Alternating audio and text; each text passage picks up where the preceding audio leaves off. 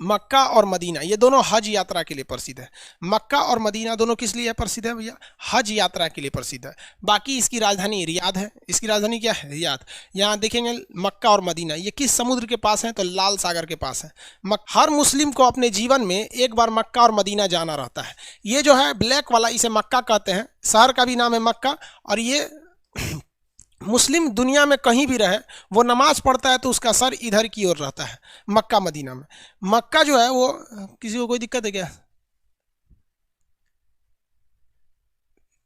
देखिए बाबू, अब पता नहीं क्या समस्या आप लोग को।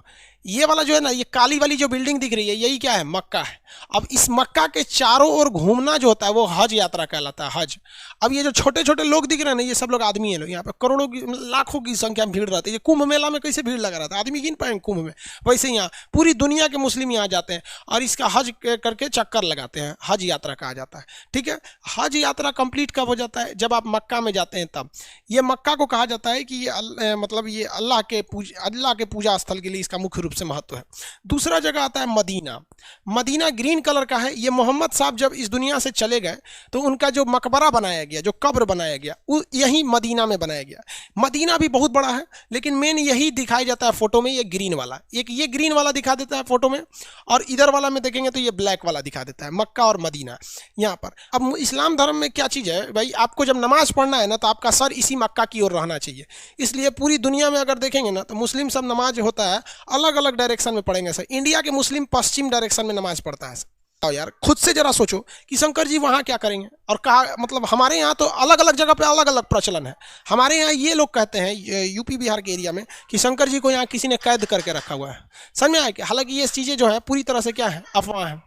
पे ऐसा कुछ नहीं है। वहां पर एक पत्थर है जिस पर क्या करना पड़ता है, कंकड़ मारना पड़ता है। अब कुछ लोगों का ये कहना है कि वहां पे शंकर जी को किसी ने अरेस्ट नहीं किया है, जबकि हमारे यहाँ लोगों का कहना है कि वहां शंकर जी को कैद करके रखा है। सब कोई हिंदू पानी डाल देगा तो बाहर आ जाएंगे। मतलब आप खुद सोचो ना कि कोई भगवान को इतना कमजोर कैसे कह सकता है कि मतलब कोई किसी को अरेस्ट थोड़ी ना कर सकता है वहाँ पे। ये गलत मानसिकता है। और कुछ लोगों का कहना है कि वहाँ शिवलिंग है। देखिए वो शिवलिंग नहीं है, वहाँ पे जो इस्लामिक परंपरा है वो हम आपको बता देते हैं। लेकिन आपके दिमाग में अगर कोई चीज़ बैठ गई है तो वो हमारे कहने से नहीं निकल सकती है। और अगर आप ये मानते हैं कि वहाँ शंकर जी को किसी ने अरेस्ट किया तो मतलब शंकरों जी की बेइज्जती कर रहे हैं। एक शैतान था, मतलब एक बहुत बुरा आदमी था, जब मोहम्मद साहब थे तो उनको बहुत परेशान करता था। कभी उनके ऊपर कूड़ा फेंक देता था, कभी कुछ कर देता था। तो मोहम्मद साहब ने बहुत कोशिश किया कि ये सुधर जाए, लेकिन वो इंसान सुधरता नहीं था।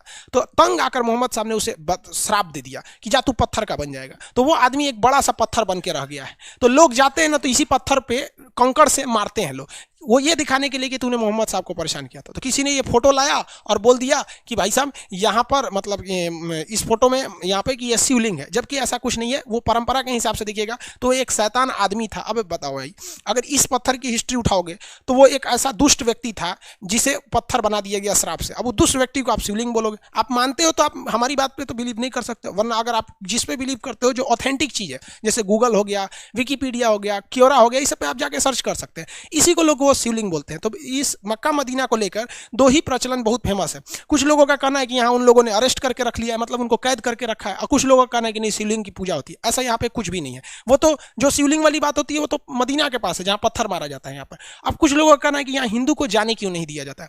भाई साहब यहाँ 2.5 लाख रुपया खर्चा आता है एक आदमी को जाने का। दूसरा, आप किसी देश में जाते हैं तो आप अपने हिसाब से नहीं चलते हैं, उस देश के नियम कानून के हिसाब से ही हमें चलना पड़ता है। तो ये एक मुस्लिम कंट्री है, इसका नियम है कि जो हज करने आता है उनके लिए प्रॉपर नियम होने चाहिए। अब आपको पता है ना कि जो उन लोग के नियम कानून होंगे उनको पता होगा। यार हम लोग